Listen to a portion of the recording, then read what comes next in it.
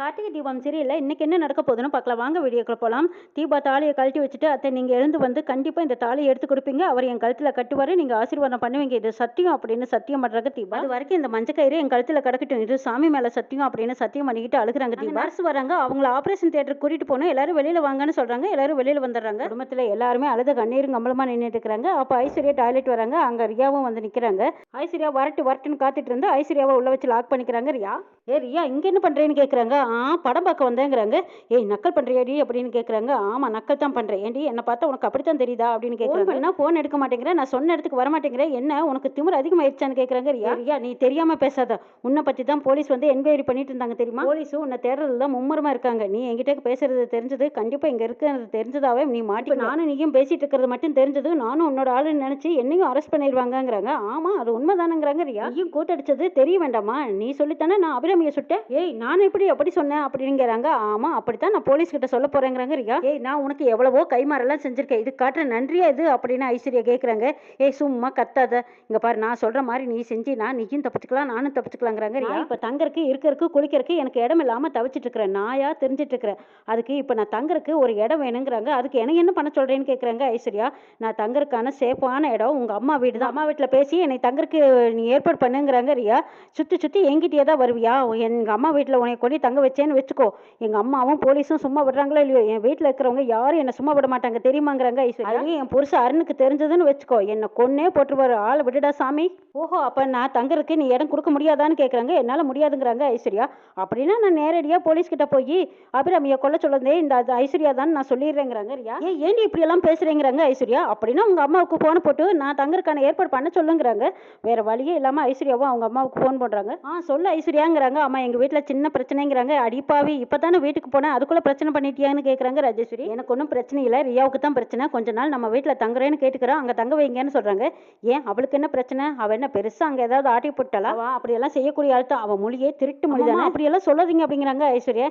ஏய் அவளை பார்த்தாவே திருடி மாதிரி தாண்டி இருக்கா அப்படிங்கிறாங்க.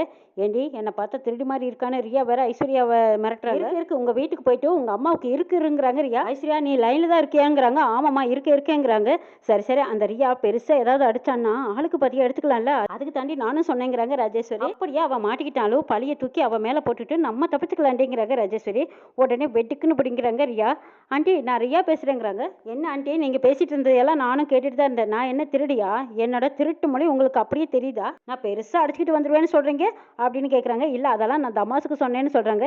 இல்லை பெரிய இடத்த நம்பி நம்ம ரொம்ப தூரம் போக முடியாது இல்லையா, நம்ம சேஃப்டிக்காக நம்ம கொஞ்சம் எடுத்து வச்சுக்கணும் ரியா, எல்லாம் நம்பவே கூடாது. சரி நீ வரும்போது மேட்ரோட வாங்குறாங்க. வர்றேன் பெரிய மேட்ரோட வர்றேன், வந்துக்கிட்டே இருக்கேங்கிறாங்க. ரியா உங்கள் அம்மா என்னடி இஷ்டத்துக்கு என்ன பேசுகிறாங்கன்னு சொல்கிறாங்க. ரியா எங்கள் அம்மா கிட்ட எல்லாம் போய் எதுவும் பேசாதீங்கிறாங்க, அங்கே போய் வச்சுக்கிறேங்கிறாங்க. ரியா நான் கிளம்பிட்டேன் அப்படின்னு நீ நினச்சி தைரியமாக இருந்துடாத, எப்போ நான் என்ன சொல்கிறேனோ அதை நீ அப்படியே செய்யறதுக்கு தயாராக நான் வரட்டேன் அப்படின்னு முக்காட்டு போட்டுக்கிட்டு ஓடுறாங்க. ரியா இந்த ரியாவோட கொள்ளைக்கு கூட்டா போய் இப்போ எவ்வளோ தூரம் பாதிப்பில் நினைக்கிறேன், ரியாவுக்கு பயப்படுவேனா போலீஸ்க்கு பயப்படுனா இல்லை வீட்டுக்கு பயப்படுவேனா எனக்கு ஒன்றும் புரியலையே அப்படின்னு டாய்லெட்லேயே நிற்கிறாங்க ஐஸ்வர்யா. அபிராமி சொன்னதையெல்லாம் நினச்சி பார்த்துக்கிட்டே தீபா அழுதுகிட்டே உட்காந்துருக்குறாங்க. உன்னைய மருமகன்னு சொல்லிக்கிறதுல இருக்கிற பெருமை வேறு எதுலேயுமே இல்லைம்மா, நீ தான் இந்த வீட்டுக்கு எல்லாமே, நீ போய் பால் காய்ச்சி எடுத்துகிட்டு வா, போ பூஜையில் வச்சு சாமி கும்பிடலான்னு சொல்லியிருக்காங்க. அதே மாதிரி தீபாவும் பால் காய்ச்சி எடுத்துகிட்டு வராங்க. இப்படியெல்லாம் சந்தோஷமாக இருந்தோமே, இன்னைக்கு அத்தை இப்படி கிடக்குறாங்களேன்னு தீபா அழுதுகிட்டு வந்துருக்காங்க.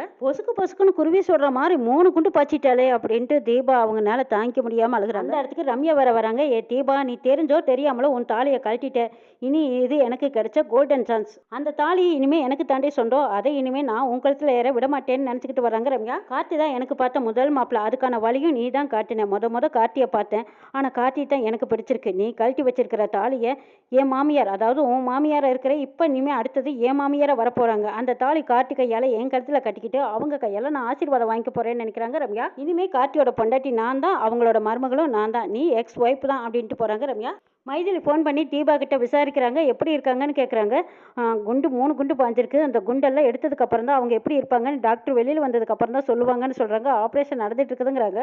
அப்படியா அவங்க ரொம்ப நல்லவங்க, சீக்கிரமாக குணமாகி வருவாங்க, நானும் உன் பக்கத்தில் இருந்து ஆறுதல் சொல்லணும்னு தான் நான் நினச்சேன், ஆனால் வர முடியாத சூழ்நிலையில் இருக்கிறாங்க மைதிலி. தீபா எனக்கு ஒரு யோசனை தோணுது, செங்கல்பட்டுக்கிட்டு இருக்கிற ஒரு சாமியார் நடக்கிறது நடக்க போகிறது நடக்க இருக்கிறது இது எல்லாமே சொல்லுவார், அவர் சொல்கிறது அப்படியே பழிக்குதுன்னு நிறைய பேர் அவங்க கஷ்டங்களுக்காக போய் பார்க்குறாங்க. அவரும் பரிகாரம் பூஜைன்னு எல்லாம் சொல்லி அவங்க கஷ்டத்தையும் தீர்க்கிறாராம். நீங்களும் அவங்கள போய் பார்த்தா பரிகாரம் பூஜைன்னு ஏதாவது சொல்லுவாரல்ல, அப்படி செஞ்சா அவங்க குணமாகி வருவாங்கன்னு எனக்கு தோணுதுங்கிறாங்க மைதிலி. வேணா கார்த்திக் தம்பிகிட்ட சொல்லிட்டு வா அப்படிங்கிறாங்க. இல்ல அவர் இருக்கிற நிலைமையில அதெல்லாம் என்னன்னே கேட்க மாட்டாரு.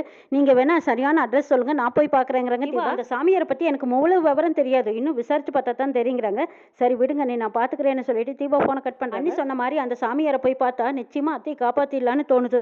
அவர் என்ன பரிகாரம் சொல்றாரோ அதை செய்யலான்னு நினைக்கிறாங்க தீபா. அவர் எங்க இருக்காருன்னு முதல்ல கண்டுபிடிக்கணுமே யோசிச்சுட்டு இருக்கும்போது ரம்யா கிட்ட வராங்க. என்ன தீபா என்ன யோசிக்கிறேன்னு கேட்குறாங்க. அத்தை குணமாகி வரணும்னு வேண்டிட்டு இருக்கிறேங்கிறாங்க. நம்ம எல்லாத்தோட சப்போர்ட்டும் இருக்கிறதுனால, நிச்சயமா வேண்டுதலும் இருக்கிறதுனால அத்தை குணமாகி வருவாங்க, நீ கவலைப்படாதீங்கிறாங்க ரம்யா. தீபா உனக்கு நான் எப்பவுமே பக்க பலமா இருப்பேன். இங்க பாரு, ஆண்டி விஷயத்துல உனக்கு ஏதாவது ஹெல்ப் வேணும்னா சொல்லு, நான் செய்ய தயாரா இருக்கேங்கிறாங்க ரம்யா. இப்போ உன்னோட ஹெல்ப் வேணுங்கிறாங்க தீபா. அட வெட்டி வேதாலுமே கூத்து பக்கம் கோமலியோட போனாலும் பரவாயில்ல, உன்னை அடிச்சு விழுங்குற ராஜசியோட வல்ல நீ போற. தீபா அப்படிதான் ஐடியா பண்ணி இப்ப ரம்யா கிட்ட உதவி கேட்கறாங்க. செங்கல்பட்டுல ஒரு சாமியார் இருக்காராம், அவர் எங்க இருக்காருன்னு எனக்கு விசாரிச்சு சொல்லுன்னு கேட்கறாங்க தீபா. ஏன் அவர் எதுக்கு போய் பார்க்க போறேன்னு கேட்கறாங்க ரம்யா. மாமியார் குணமாக இருக்கு, ஏதாவது பரிகாரம் இருந்தா சொல்லுங்கன்னு கேட்கறதுக்கு போறேங்கிற. அவர் ஏதாச்சும் பரிகாரம் சொன்னார்னா அதையும் நம்ம செய்யலாமலன்னு சொல்றாங்க தீபா. சரி கண்டிப்பா நான் விசாரிச்சு சொல்றேங்கிறாங்க ரம்யா. போற மாதிரி போறாங்க, போய் பாதியில திரும்பி பாக்குறாங்க. ஏ தீபா, சாமியாரை பார்த்து பரிகாரம் பண்ணி அத்தைய பொழைக்க வைக்கலான்னு நினைக்கிறியா? அதுக்கு மட்டும் நான் விட மாட்டேன், சாமியாரை பாக்குறதுக்கும் விட மாட்டேன்னு நினைச்சிட்டு போறாங்க ரம்யா. பாதி ராத்திரியில் ஓடி வந்து ரியாக்கு ராஜேஸ்வரி கதவை தட்டுறாங்க. யாரா இருக்கு நேரத்துக்கோ அப்படின்னு கதவை திறக்கிறாங்க. முக்காட்டை போட்டுக்கிட்டு பேய் மாதிரி வந்து நிக்கிறாங்க ரியா.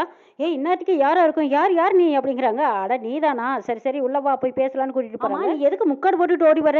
ஏதோ ஐஸ்வர்யா சின்ன பிரச்சனைன்னு தானே சொன்னா, நீ என்னமோ கொலை பண்ணிட்டு ஓடி வர மாதிரியில ஓடி வர, என்ன பிரச்சனைன்னு கேட்கறாங்க ராஜேஸ்வரி. அச்சோ என்னது இந்த அம்மா கரெக்டா கேக்குது, ஒருவேளை ஐஸ்வர்யா ஏதாவது போட்டு கொடுத்துருப்பாளான்னு யோசிக்கிறாங்க ரியா. ஏன் ஆண்டி என்ன பார்த்தா கொலை பண்ணிட்டு வந்த மாதிரி தெரியுதான்னு கேட்கறாங்க ரியா. இல்ல இல்ல அப்படியெல்லாம் இல்ல, ஒருத்தர் முகத்தை பார்த்தாவே அவங்க தப்பு பண்ணுனாங்களா பண்ணலையாங்கிறதே தெரிஞ்சு போயிடும். என்னையெல்லாம் யாரையும் ஏமாத்த முடியாதுங்கிறாங்க ராஜேஸ்வரி. ஆமாமா, உங்களை யாரும் ஏமாத்த முடியாது, நான் ஒரு சின்ன ஃபேமிலி பிரச்சனையில தான் வந்திருக்கேங்கிறாங்க. சரி வேற எதுவும் பிரச்சனை இல்லையா? ஆமா வெறுங்கையோட வந்திருக்கேன், ஏதோ மேட்டரோட வரேன்னு சொன்னேன், ட்ரெஸ் எல்லாம் கூட எடுக்காம வந்திருக்கே ரியான்னு கேட்கறாங்க. நான் ட்ரெஸ் எல்லாம் எதுவும் எடுக்கல, ஆனாலும் சின்ன பொருளோட வந்திருக்கு, அதனோட விலை என்ன தெரியுமா, பல கோடி இருக்குங்கிறாங்க. வாயை பிளக்குறாங்க ராஜேஸ்வரி.